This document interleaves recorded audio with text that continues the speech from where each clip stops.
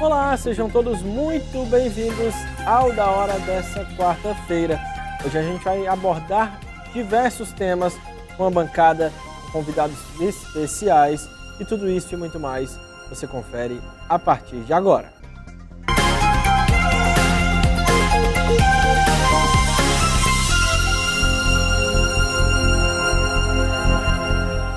A TV União não se responsabiliza por conceitos, falas e diálogos entre os convidados em debates nos programas veiculados na grade. A direção.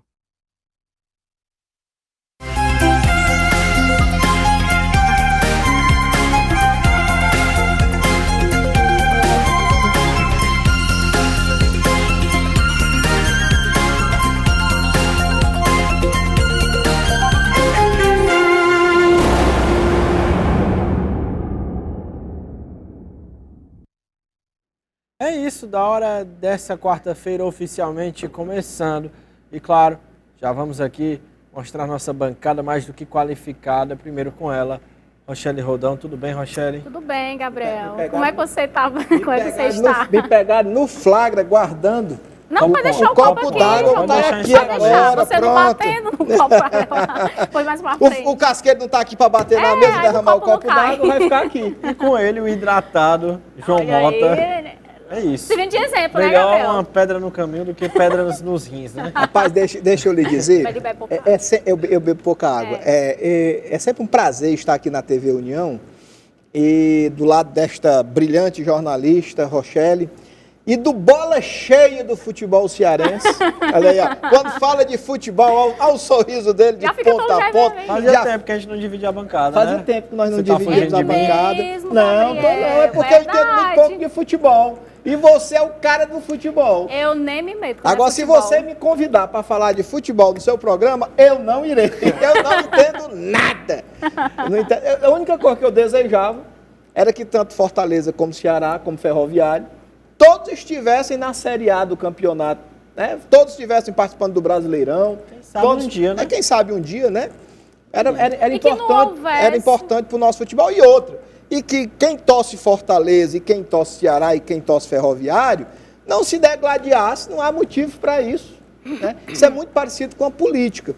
Eu posso não concordar com a Rochelle politicamente, mas isso não me faz inimigo da Rochelle. Não, pelo menos não, com respeito, pelo menos né, não João? Deveria me fazer inimigo da Rochelle. As pessoas às vezes não têm essa compreensão.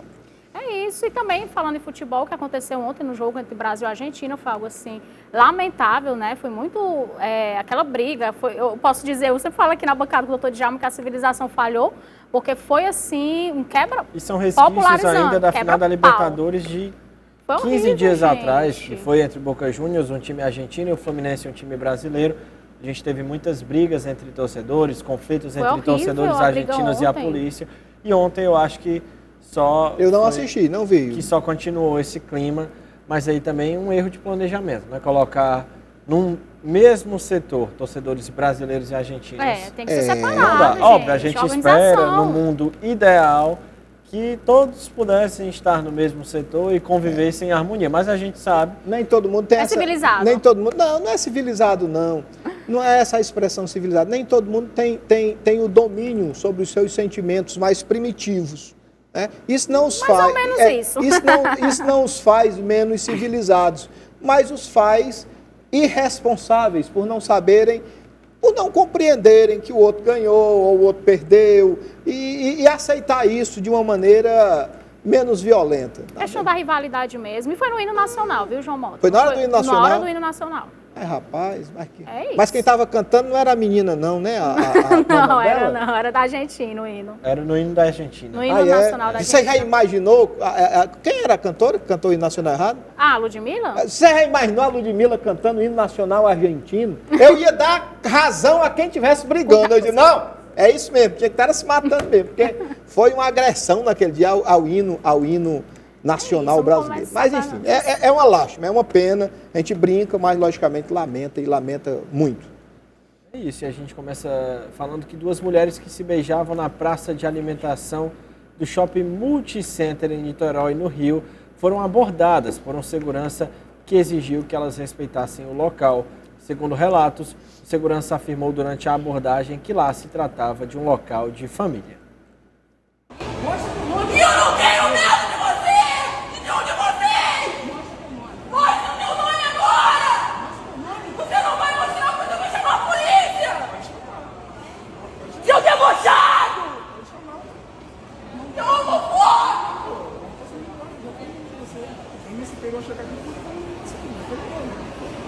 No momento que eu vi com o rosto que vocês ali, no momento que eu gritei de vocês ali, eu fiquei muito estranho isso aí. Eu não tenho medo de você! É questão de medo, não é questão disso.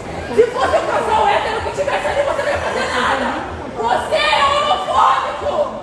Merda!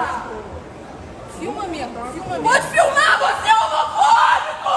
Por que você fez isso? Ele tá escondendo que ele é homofóbico! Ele não tem nem coragem de mostrar o próprio nome. Porra! Você é homofóbico! Mostra teu nome! Mostra o que você fez!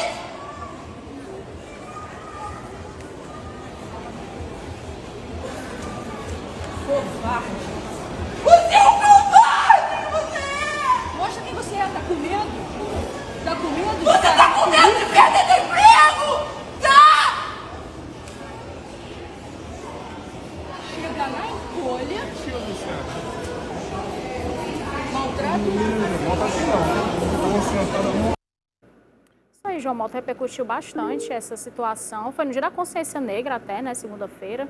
E aí a gente trouxe para debater aqui, porque fica aí duas causas, né, que é a questão do racismo, que ele por ser negro, e a causa do casal em relação ao respeito, independentemente de ser casal lésbico, casal hétero. Antes do João comentar, o Dia da Consciência Negra, que deve virar feriado nacional, né? Já foi aprovado na Câmara, agora tem que ser aprovado pelo Senado e depois passar pela sanção do presidente Lula. Pronto, João Malta. Eu fico perdido. É isso. Eu vou falar do direito, tá bom? Quando nós temos princípios no direito, são princípios da Constituição, são cláusulas pétreas que precisam ser respeitados. E quais são eles? Né? Daí você tem direito à vida, direito à dignidade, direito à moradia, você tem uma gama de direitos que são princípios fundamentais, né? O princípio Ir e vir também, né? o direito de ir e vir, você tem lá o princípio da dignidade humana, você tem o princípio da publicidade dos atos públicos. E quando dois direitos fundamentais ou dois princípios fundamentais se colidem, o que é que acontece? Você vai respeitar o princípio que, ao não respeitar o outro, vai causar o menor dano à sociedade. Você muito bem colocou. Nós temos ali um casal homoafetivo, nós temos um jovem negro, e eu sinto uma dor medonha de tratar isso dessa forma, sim, porque eu não consigo ver pessoas, eu não consigo classificar pessoas por situações.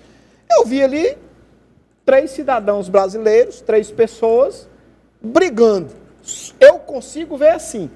Quando eu sou obrigado a começar a classificá-los pelo sexo ou pela cor, eu começo a gaguejar, porque eu não está na minha mente, não está na minha sinapse fazer essa separação. Eu não consigo ainda. Eu tenho 52 anos de idade e não consigo. A minha educação dizia assim: meu filho, você tem que respeitar as pessoas mais velhas. Meu filho, você tem que respeitar as pessoas. Meu filho, quando Deus nos fez, disse: vamos fazê-lo a nossa imagem e semelhança. Então, quando eu olho para você, ou quando eu olho para você, ou quando eu olho para você que está em casa, eu vejo a imagem e semelhança de Deus. Seja você branco, seja você preto, seja você empresário, seja você trabalhador, seja você hétero, seja você homo, seja você o que for, seja você com cabelo pintado de azul, seja você com as unhas que parecem uns espetos, mas eu só consigo ver o reflexo de Deus. Então, mas como foi o que aconteceu, eu acho que a mídia... Como é que isso aconteceria se fosse um homem branco, um casal hétero, branco, se beijando, e o rapaz, por uma questão de princípio, de está no princípio dele, ele acha que ele é um ambiente muito familiar. Familiar. Né? Pessoal, Maneira, né? vamos dar uma... Né? Passa criança, né? É complicado, seja hétero, seja homo, tanto faz.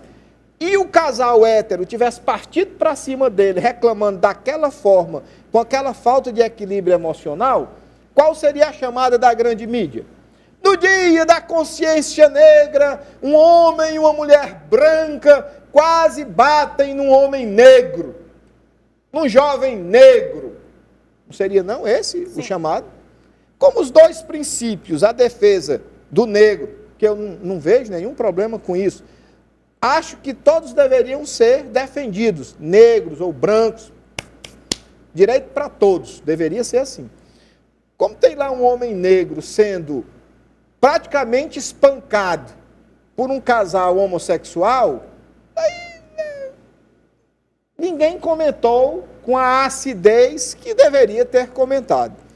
Agora, que nós como sociedades falimos, nós falimos.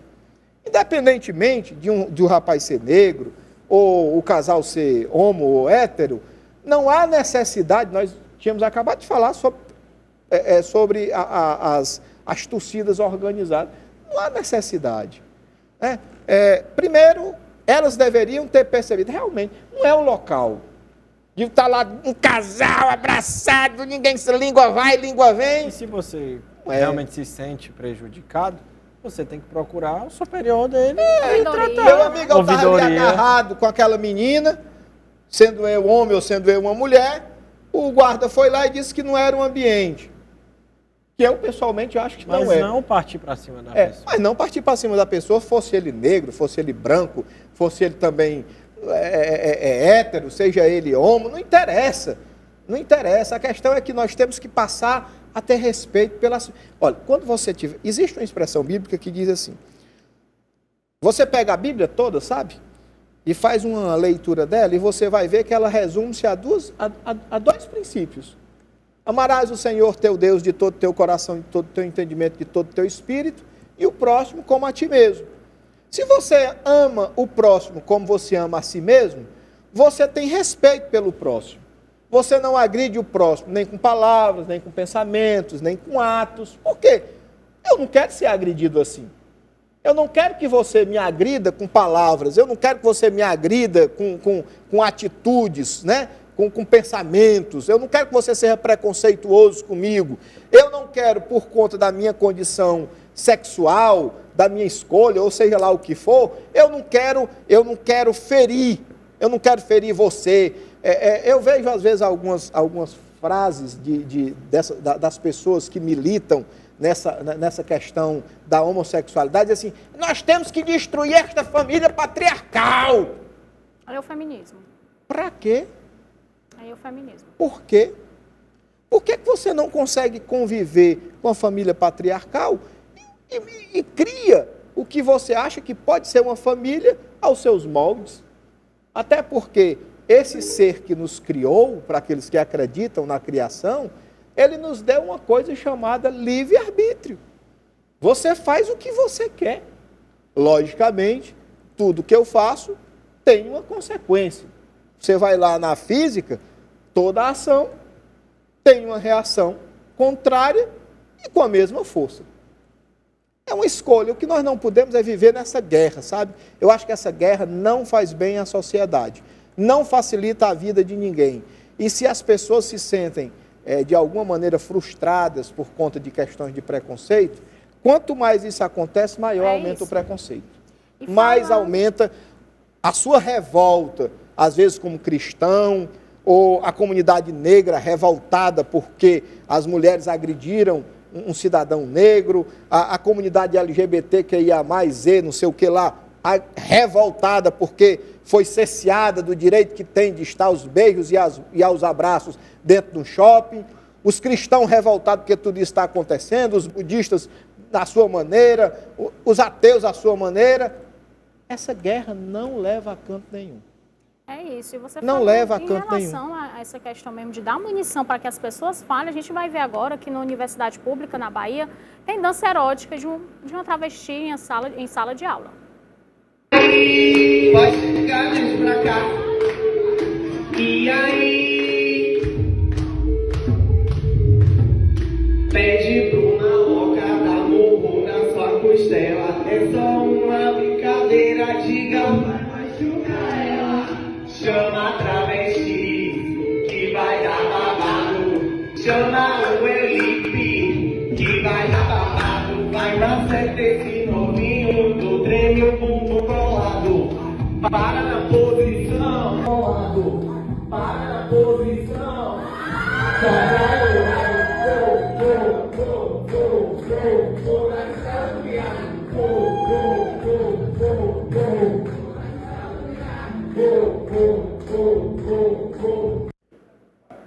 Então, João Malta, é respeito, querem respeito, mas dão munição para que Ele a gente fique desse, ele né? tá equivocado do papel dele na sociedade, né? Isso foi dentro da universidade na Bahia, Universidade Federal da É uma Bahia. pena. Só tem a lamentar a situação desse rapaz, mas faz parte. E Clériston Pereira da Cunha, conhecido como Clezão, que estava preso na Papuda, em Brasília, por suspeita de envolvimento nos atos de vandalismo no dia 8 de janeiro, morreu nesta segunda-feira.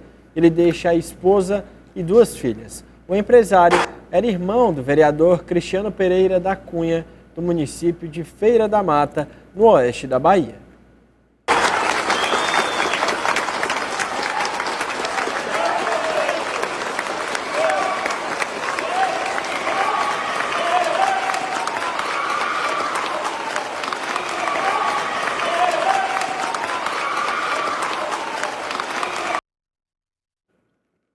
Existe uma expressão, Rochelle, vocês são muito novos, não sei se vocês conhecem essa expressão, dizem assim, ó, o costume que você tem em casa, você leva à praça. Já ouviu falar nisso? Sim, você Às ouviu vezes fazer uma muito. coisinha errada em casa, vai, menino, fala, não, mas eu só faço aqui. Não, costume de casa leva à praça. É uma expressão antiga, mas que, veja só, passaram 4 anos do governo Bolsonaro, chamando o Bolsonaro de quê? Você lembra? Uma das características dos adjetivos era genocida, né? Genocida. É um Racista. Pronto. Não, vamos ficar no genocida. Genocida. Usava-se a palavra genocida assim, era um genocida, é um genocida. Quem não? Bolsonaro é genocida e tal, tal. Tudo bem. O ministro Alexandre de Moraes taxou essas pessoas de terroristas. A grande mídia até hoje chama-os de terroristas. Terrorista, é um terrorista e tal. Tudo bem. Sai daqui do Brasil, um representante do governo federal, vai para a ONU e chega lá e chama Israel de genocida. Você viu a repercussão que deu? Porque a palavra genocida, na ONU, ela é uma palavra muito restrita. Por quê? Porque você chamar um país ou alguém de genocida carece de uma comprovação, de uma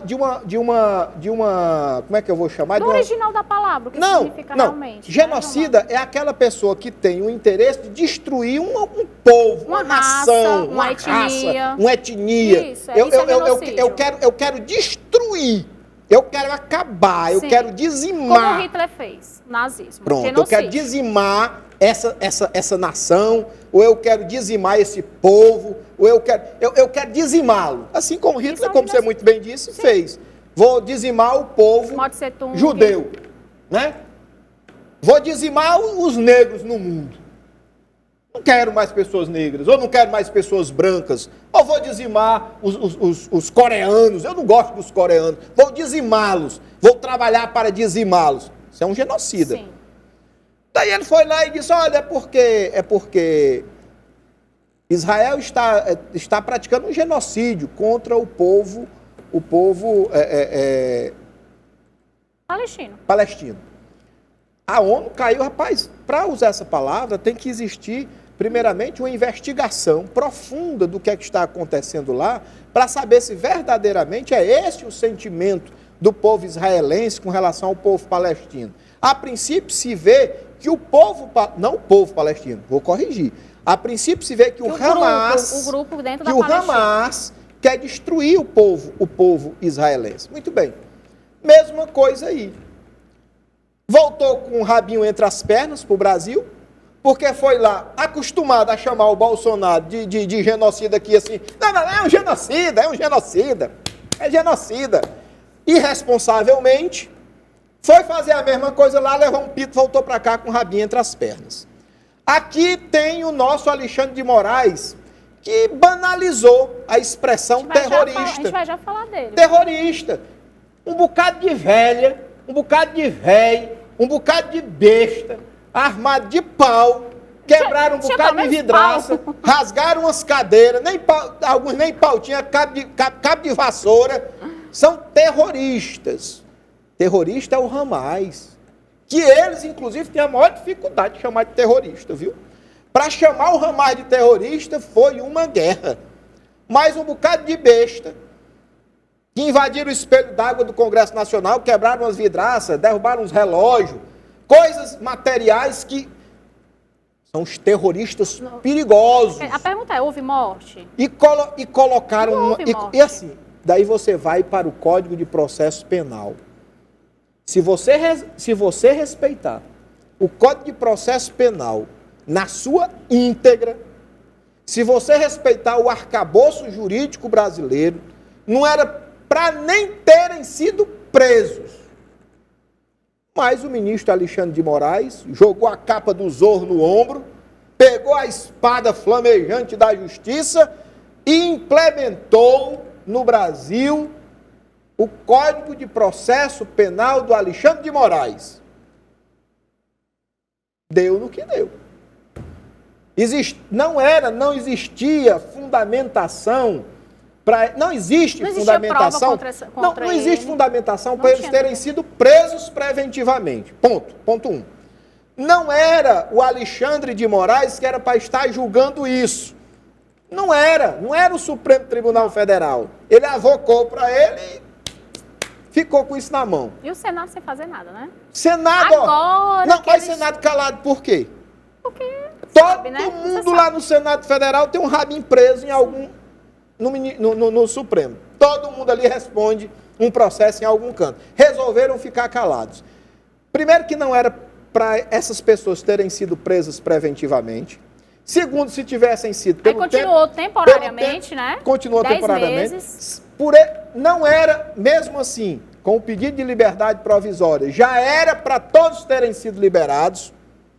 Né? Ou prisão domiciliar, né, ou prisão domiciliar, ou com tornozeleira, eram para ter sido liberados. Não, eu tenho a impressão que agora ele vai liberar, faleceu. Já morreu um, mas assim é o nosso sistema prisional. Daí eu quero ampliar, se você me permite, aqui essas considerações. Só depois da pausa.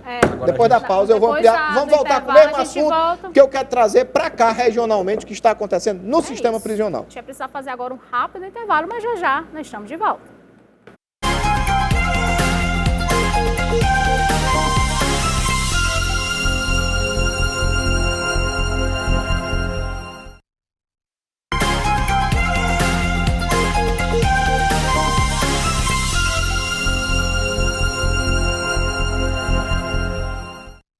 Estamos de volta com o Da Hora desta quarta-feira e o plenário do Senado Federal adiou para esta quarta-feira a votação da PEC 8/2021, que limita as decisões monocráticas no Supremo Tribunal Federal. Esperava-se que a proposta de emenda à Constituição fosse votada nesta terça, mas em vez disso, os senadores aprovaram um requerimento de calendário especial para o texto. Por causa desse calendário especial, a PEC vai tramitar de forma acelerada, sem intervalos entre os turnos de votação, e será o primeiro item da pauta nesta quarta-feira. A PEC 2021, de autoria do senador Oriovisto Guimarães, teve parecer favorável do relator da matéria, senador Esperidião Ami. É isso, e após a morte de Clériston, o presidente do Senado, Rodrigo Pacheco, afirmou que a discussão na Casa sobre a proposta de emenda à Constituição que limita decisões monocráticas de ministros não é uma afronta ao Supremo Tribunal Federal. A PEC das decisões monocráticas é algo tecnicamente muito aconselhável, porque significa dizer que uma lei votada nas duas casas do Legislativo e sancionada pelo Presidente da República só pode ser declarada inconstitucional a partir do Supremo Tribunal Federal por sua força colegiada e não por uma decisão isolada de um ministro. Portanto, eu considero algo adequado do seu ponto de vista jurídico, do seu ponto de vista político e para a preservação institucional da boa relação entre os poderes.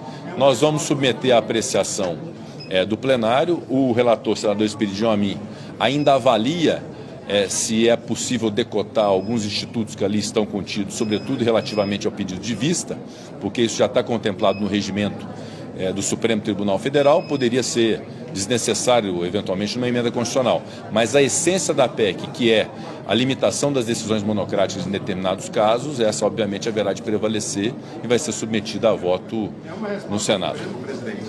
Não, não é uma resposta. Na verdade, não há nenhum tipo de afronta, nem tampouco nenhum tipo de retaliação, absolutamente.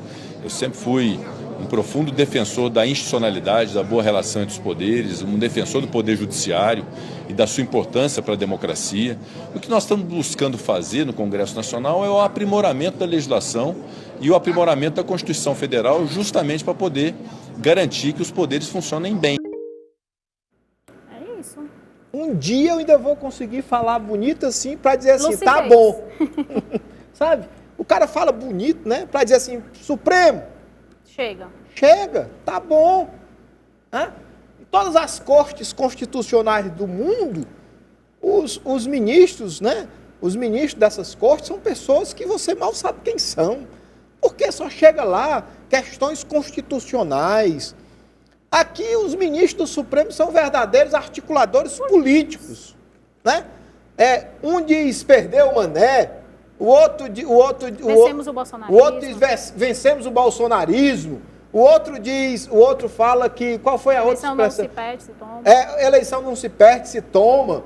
Não se ganha, né? Não se ganha, se toma. E isso não acontece. Você já imaginou um representante da Suprema Corte Americana dizer para alguém assim, dizer, não, Mané, tu perdeu por conta do Trump ter perdido. Você já imaginou o que é que aconteceria lá nos Estados Unidos?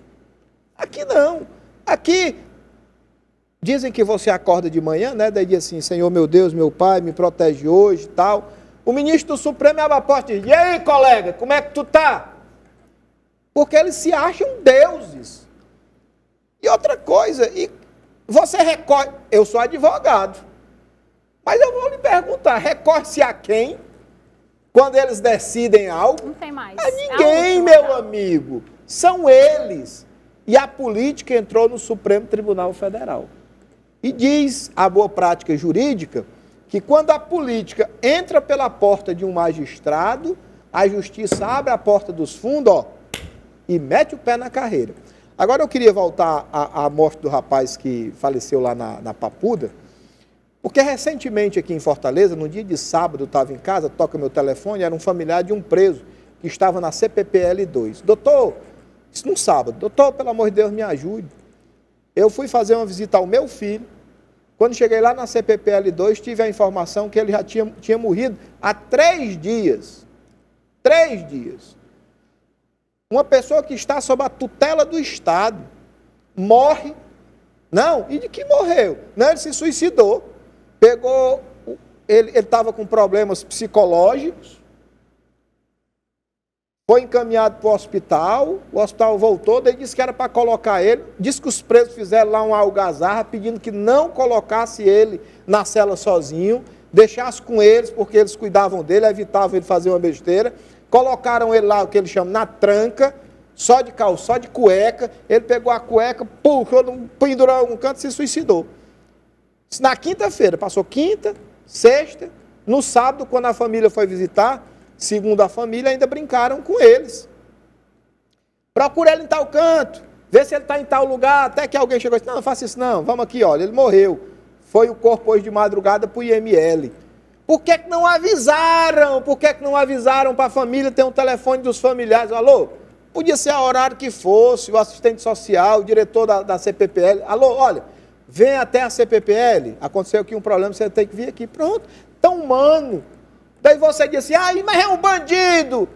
Pois é, quando nós aceitamos que isso aconteça com alguém, mesmo que a pessoa seja uma pessoa que cometeu um crime e esteja pagando, nós abrimos um leque de oportunidades para que o Estado, né, na sua amplitude, possa fazer isso comigo, com você. Como é que vai haver a ressocialização? Não, essa palavra não existe, isso não existe, isso é conversa, isso é balela. Eu estive lá na delegacia de capturas para pegar a assinatura de um rapaz que estava preso para representá-lo. Se você tiver acesso a olhar as celas das capturas, você vai dizer, não, meu amigo, essa palavra não existe, essa história de ressocialização não existe. Homens nus, tudo nu praticamente, deitado no chão. Mas é um bandido, um criminoso. Perfeitamente. Mas Rochelle, existe um livro que diz, todos podem cometer um crime. Mas lógico que pode. Você pode, eu posso. Eu posso até dizer, não, eu não vou vender droga nunca. Tudo bem. Mas eu posso garantir que eu não vou matar alguém nunca? Uma batida de trânsito, você pode cometer um crime. Pois é. Sem ser com a intenção Às vezes também, por uma né? besteira. Sem intenção. Você... Por isso existe. Se você xingar uma pessoa, pode ser um crime. A pessoa xinga sua mãe, xinga seu filho. Você naquele momento não está bem, emocionalmente está abalado, né? Pega uma arma, pega um pau, bate, mata. Você vai responder pelo crime de homicídio. Você vai responder. E você que é um cidadão que passou sua vida pautando em princípios bons, mas naquele momento cometeu o crime. Daí você vai para lá, então não estou defendendo, não é o bandido. Eu estou defendendo que o sistema penitenciário do Brasil, não é só do Ceará não. Na verdade são os direitos da pessoa, né? São direitos fundamentais que estão sendo violados no estado do Ceará e pelo visto no Brasil todo. Sabe por quê? Porque mesmo que eles tenham cometido um crime, eles não estão presos, não estão respondendo pelo crime que cometeram. Pois é a nossa missão como sociedade, e está lá na LEP, na Lei de Execução Penal, termos cuidado e zelo por essas pessoas, no limite, porque lá também não é para ser um hotel 5 estrelas, não é isso que nós desejamos, mas respeitar princípios humanos para que ao saírem de lá eles não saiam piores do que o que eles entraram. Na verdade a intenção é que saiam melhores, né? Na teoria. Tem uma poesia que diz que o homem que vive entre feras tem a terrível necessidade de também ser fera. E não é isso que nós desejamos. Eu não quero, e tenho certeza que ninguém que está em casa quer, que o cara que matou, que o cara que estuprou, que o cara que roubou, vá para um hotel 5 estrelas, para um spa. Não é isso que nós desejamos.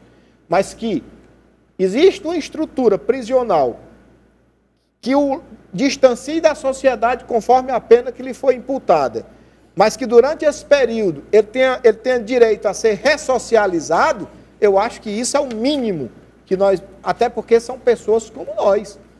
Mas são bandidos? Sim, mas são pessoas como nós, eles têm alma, eles têm sangue, eles sentem dor também. Tem um problema de não ter essa mesma percepção com os outros, mas nos cabe analisar isso, inclusive psicologicamente, psiquiatricamente.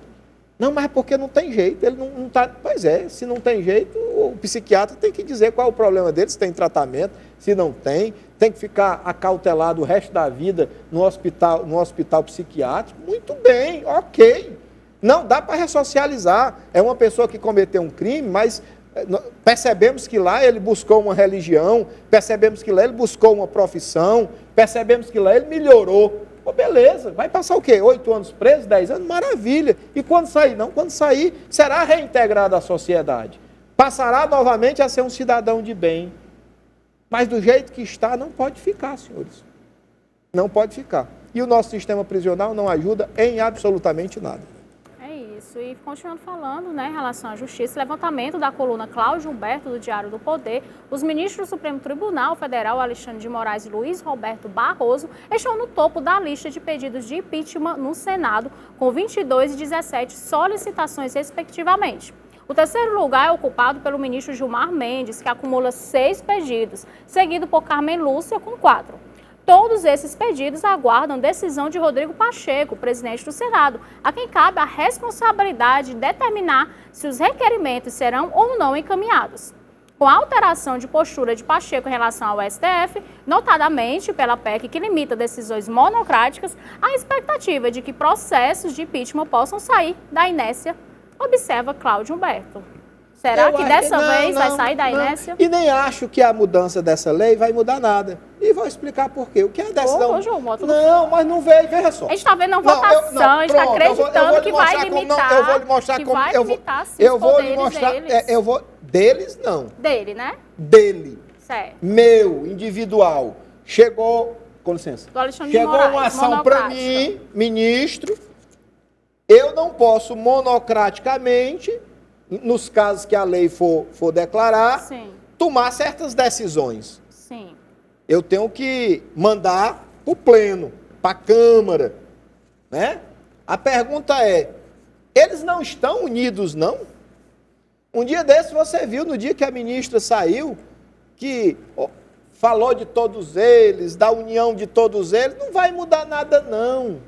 Não vai mudar nada, não. Eles vão dar celeridade, vai chegar para cada um as suas ações, eles vão despachar no limite do que a lei permite, vão mandar para o pleno e o pleno vão se acordar entre eles. Você acha que o Gilmar não vota conforme o entendimento do menino, não? Do Barroso. O Barroso não vota segundo o entendimento do Alexandre, não? E o Alexandre não tem o apoio total e restrito do outro, não?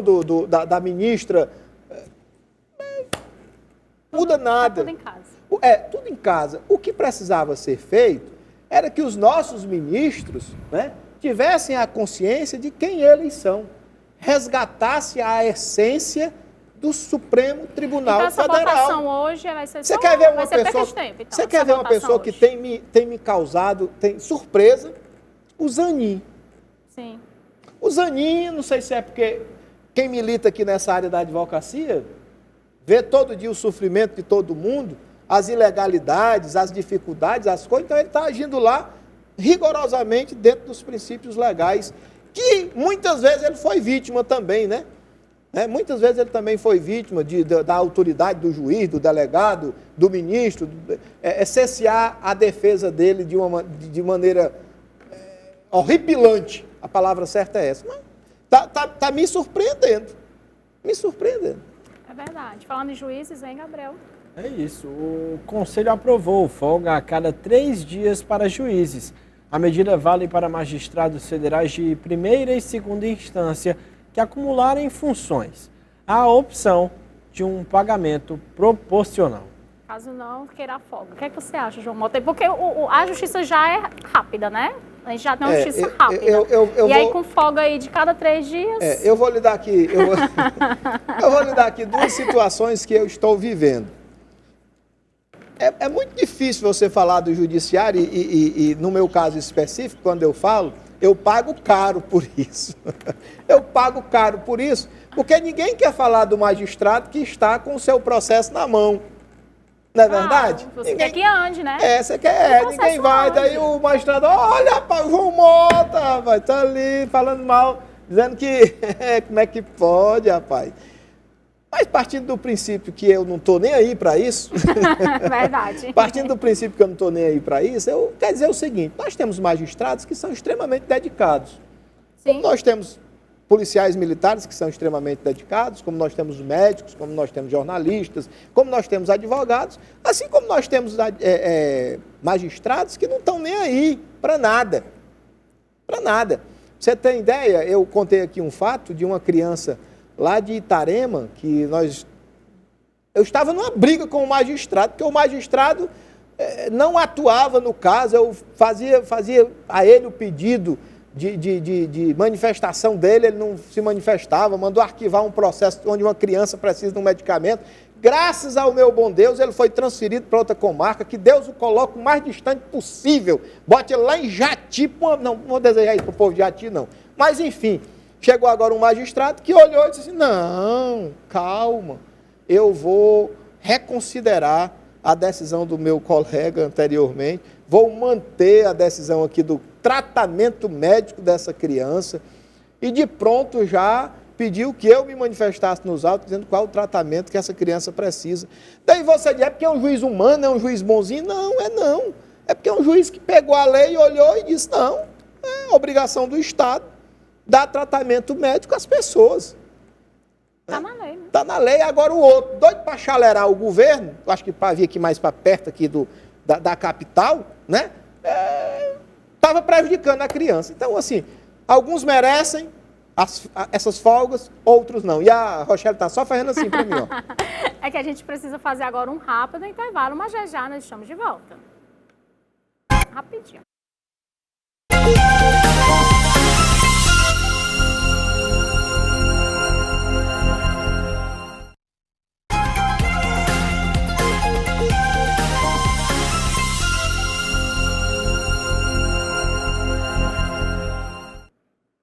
Estamos de volta com Da Hora desta quarta-feira e o ministro da Justiça, Flávio Dino, faltou pela terceira vez consecutiva à convocação da Comissão de Segurança Pública e Combate ao Crime Organizado nesta terça-feira, alegando, abre aspas, falta de segurança, fecha aspas, para participar do interrogatório no colegiado, onde enfrentaria questionamentos sobre diversos temas. Dino enviou um ofício ao presidente da Casa, Arthur Lira, destacando ser alvo frequente de ameaças e reforçando a sugestão de uma comissão geral no plenário.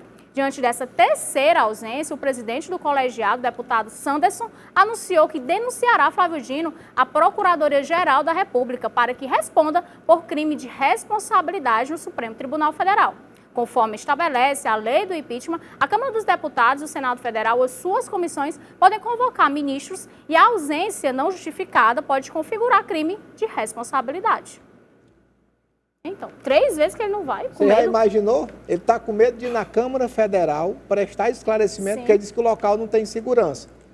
E ele vai lá no Complexo da Maré, sem segurança nenhuma, e age seguro. Não tem muita explicação, não. Para entrar aqui, não passa por revista, ou pode entrar armado lá, ou João Mota? Lá no Zé Pular, onde fica os deputados? Não é isso, não. Eu sei que não é isso. Tá entendendo o que eu tô querendo dizer? Como que vão ele não vai fazer porque algo contra a vida dele? Ele não tem respostas para dar aos questionamentos que serão feitos lá. Agora, engraçado, se fosse o João Mota, estava preso já, né? Já tinham mandado buscar no Chilindró. Essas coisas só acontecem no Brasil. Sim, é verdade.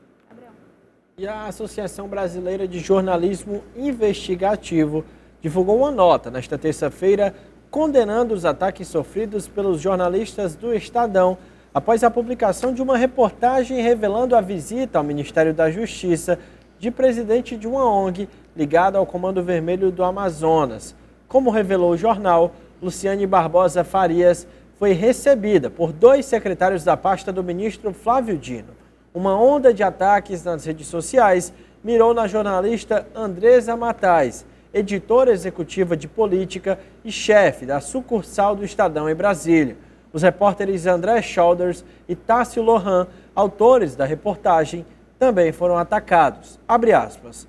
É inadmissível que autoridades usem suas redes sociais e mobilizem hordas da internet com a pressão de milhões de seguidores para promover uma ação massiva de descredibilização da imprensa, fecha aspas, diz a nota da Abrage. O secretário executivo do Ministério da Justiça, Ricardo Capelli, e vários deputados do PT, além da presidente do partido, a deputada Gleisi Hoffmann, usaram as redes sociais para compartilhar informações falsas sobre a reportagem do Estadão. É isso aí, mexeram com o Estadão, foi com a Jovem Pan, né? Pois é, funciona assim, Estadão, né? Quando eu vejo um órgão de imprensa tá passando por esse tipo de perrengue, censura, né? Não, daí eu tenho, daí eu respiro, eu digo assim, rapaz, não é que ainda existe imprensa no Brasil, rapaz? Porque assim, a imprensa, o órgão de comunicação que não vive debaixo de peia, né, de reclamação. Tu sabe que aquela pauta, quando abre aqui o Da Hora, que aparece lá, que ninguém se responsabiliza pela fala dos comandantes, estão se referindo a você, né? Não é a mim. Não é a mim. Eu sou um cara tranquilo, sereno, estou aqui de boa, estou aqui de paz, então é você que é a pessoa perigosa aqui desta bancada. Então, a Rochelle, né, logicamente, eu não, eu estou aqui só de boa. Agora, quando eu vejo que a imprensa Quando um órgão de comunicação não recebe crítica de ninguém, é porque ela deixou de ser um órgão de comunicação e passou a ser uma agência de propaganda. Sim. Né? Você já viu alguém criticar uma agência de propaganda? Não, também não. Agora, quando um jornalista leva pau, vai esculhambado, vai processado, é porque, parabéns, meu amigo, você deve estar fazendo alguma coisa muito interessante, você está ferindo interesses escusos de alguém. Mesmo eu achando, e aí a opinião minha, se você fizer puxar a ficha criminal desta mulher que foi lá no ministério. 2 vezes. 2 vezes. E puxar a ficha criminal das pessoas que receberam ela, inclusive o Dino, eu tenho a impressão que a fichinha dela é deste tamanho em comparação a dessas outras pessoas. Porque o Dino já foi governador de onde? Do Maranhão. A quantidade de denúncias... Deixa eu lhe perguntar. Existe uma expressão que diz assim, não existe pecadinho nem pecadão, existe pecado. Não, isso é um pecadão, não, isso é um pecado. Não existe buraquinho nem buracão, isso aqui é um buraco. Pode ser o Grand Canyon e pode ser um buraco que eu faça com a pá. É um buraco. Não é assim, não? É. Vamos dizer que ela tenha denúncias de participar de uma organização criminosa ligada ao tráfico, lavagem de dinheiro. Quais são os políticos que nós temos lá em Brasília que hoje não respondem? Desvio de verba pública, muitos deles, de comida de criança, de merenda escolar. Né? Desvio de verba pública de compra de medicamento, livros didáticos, lavagem de dinheiro, associação criminosa. O PT responde por associação criminosa. Todos os presidentes do partido dos últimos anos foram presos. Será se a lista criminal deste povo não é maior do que a dessa senhora, não? Eu gostaria muito de ver quem foi que recebeu ela. Chiquinho, Beltraninho e Cicraninho. Faz assim, imprime a ficha criminal de cada um, imprime a dela e junta tudinho assim e me mostra quem cometeu menos crime. Eu acho que seria interessante, sabe? Mas assim, eu queria ressaltar a questão mesmo da Abrage, assim, finalmente a Abrage fez essa nota, né? Porque essa jornalista está sendo atacada por investigar, por colocar a verdade. Né? Então, assim, ainda bem, né, João Mota, que a Abrage lançou essa nota. Que coisa né? Que é a Associação Brasileira de Jornalismo Investigativo. Olha aí. Para que não pare, que o jornalismo é para isso. A FENAGE também baixou uma nota, também não? A Federação não. Vai dar certo. É isso. E a gente vai ver agora o deputado Carlos Henrique Gaguin, do União Brasil, Tocantins, se orgulha de ser o mais presente da Câmara dos Deputados nas comissões. Esse é o homem.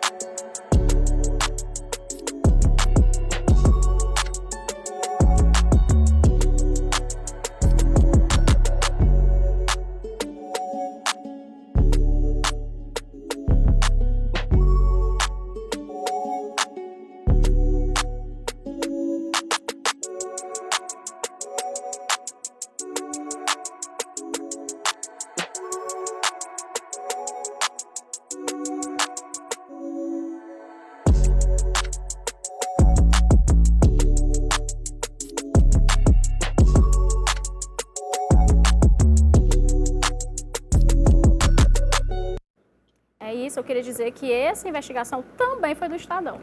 Foi. E ele é o mais presente. Você viu que ele bate ponto em todas as comissões. Ele não estava lá, não? Ele só bate ponto, João. Mas ele estava lá? Deixa. Rapaz, esse é o meu Brasil, esse é o Brasil que nós tantos amamos, né? De qual estado ele é?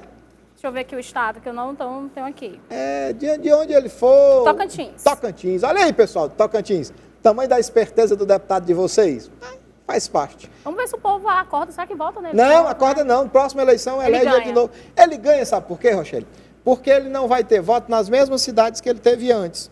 Ele vai pegar ele vai pegar as emendas parlamentares dele, vai direcionar para outros municípios, vai comprar a consciência de outros prefeitos com esse dinheiro e vai ter voto em outros cantos. As pessoas não estão nem aí se ele vai lá, bota... Em quem tu votou, Rochelle, para deputado federal no ano passado? Tu lembra? Lembro, mas não vou dizer. Tu lembra? Lembro. Pronto, Federal, nós temos aqui 2 pessoas conscientes, mas você que está em casa lembra? 99, tu lembra para quem tu votou de vereador na eleição passada?